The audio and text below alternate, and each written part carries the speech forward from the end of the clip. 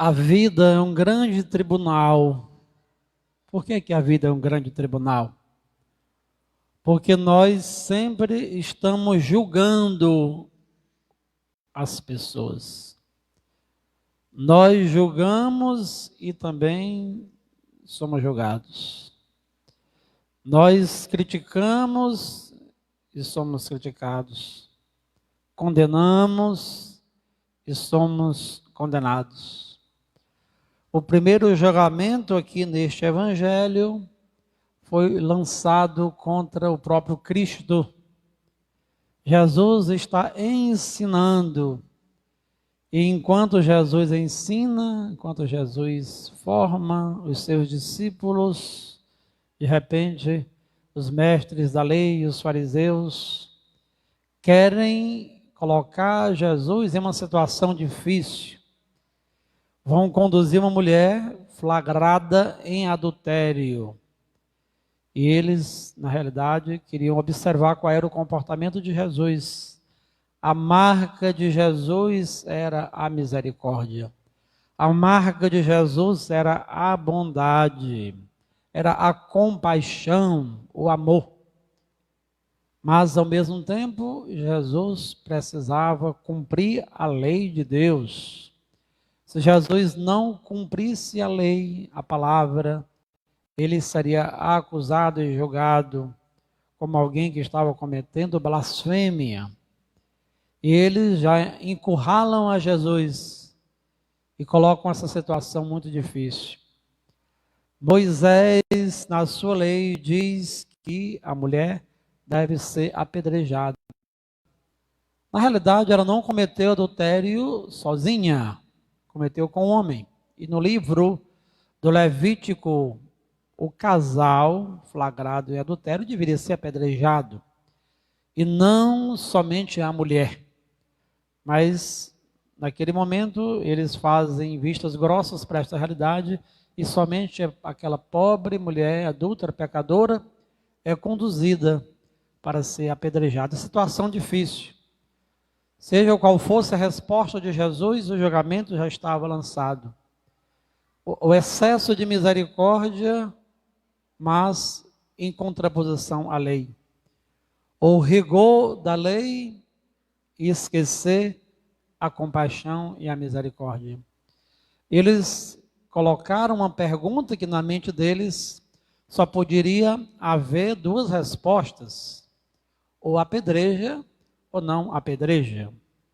Jesus se curva ao chão.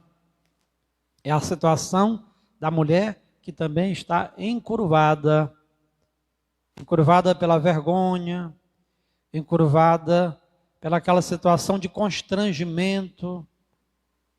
O apedrejamento já existia, a condenação, a pedra pior era aquele julgamento, era aquela palavra dura contra aquela pecadora. E Jesus escreve no chão: atire a pedra, uma pedra, a primeira pedra, aquele que não tiver pecado. Toda vez que eu leio este evangelho, ou quase todas as vezes, eu me lembro de uma cena do nosso cinema nacional. Não sei se vocês já assistiram. Quando o padre está justamente querendo ali defender uma prostituta e ele é sufocado pela população. E ele de frente à igreja e pedra na porta da igreja. Jogaram pedras no padre, na pessoa.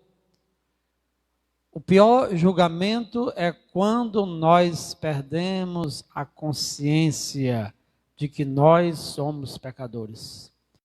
Quando Jesus diz: atire uma pedra, aquele que não tem pecado, ninguém ficou, a começar pelos mais velhos. Quanto mais velho, mais pecado acumulado, com certeza. É ruim abrirmos mãos de determinados costumes, ou maus costumes, maus hábitos que foram se solidificando ao longo da existência, ao longo da vida. Padre Marlos Brink diz que só quem não tem pecado é defunto, e é verdade. Enquanto estivermos em cima desta terra, nós somos frágeis e pecadores. Jesus, quando levanta os olhos, vê que não tem ninguém lá, todos saíram, um por um. Onde estão eles? Eles não te condenaram, não te julgaram? Não, Senhor, eu também não te condeno. Vá e de agora em diante não peques mais. A misericórdia de Jesus, a bondade de Jesus não é a conivência, não é um pacto com o nosso pecado, com os nossos vícios, com as nossas fraquezas, com aquilo que nos encurva, com aquilo que nos derrota. Não. Jesus não fica feliz quando nós estamos presos, atrelados às amarras do pecado, das fraquezas e dos vícios. Jesus quer que nós nos levantemos, que nós possamos erguer a nossa vida com os nossos sonhos, com os melhores propósitos. Se fazemos a experiência da fragilidade, precisamos ouvir esta voz mansa, dócil, amorosa de Jesus, que nos dá este imperativo, esta ordem, de podermos caminhar por outras estradas, abandonando o erro, os vícios, os pecados, aquilo que realmente nos faz pequenos. Quando, de repente, Jesus levanta os olhos, não há mais ninguém. Hoje os comentaristas bíblicos dizem: somente a miséria e a misericórdia. Somente a miséria e a misericórdia. Pobre, miserável. A miséria ali representada por tudo aquilo que é fragilidade humana. O encontro com Jesus foi um encontro de miseráveis. Aqueles homens julgadores, os doutores da lei, os fariseus, homens que conheciam a palavra, mas a palavra não seduziu o coração. A misericórdia e a compaixão não criaram ou não se enraizaram na vida daqueles homens. O que há de pior no ser humano?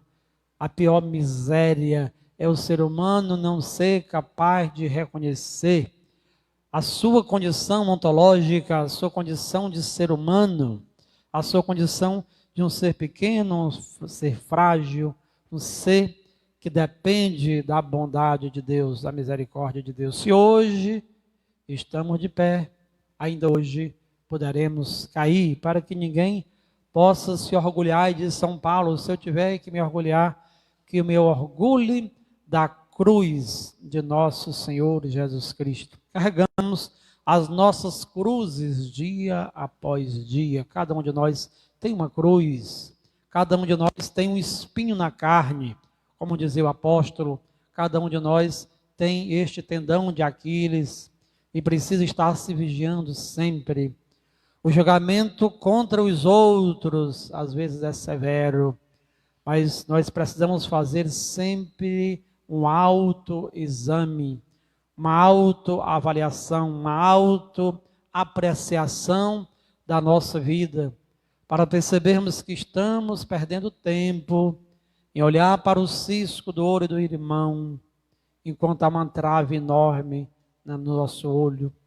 Tantos defeitos pequenos que nós ampliamos nos irmãos, e tantos defeitos grandes que estão em nós, e nós vamos simplesmente levando a vida como se eles não existissem.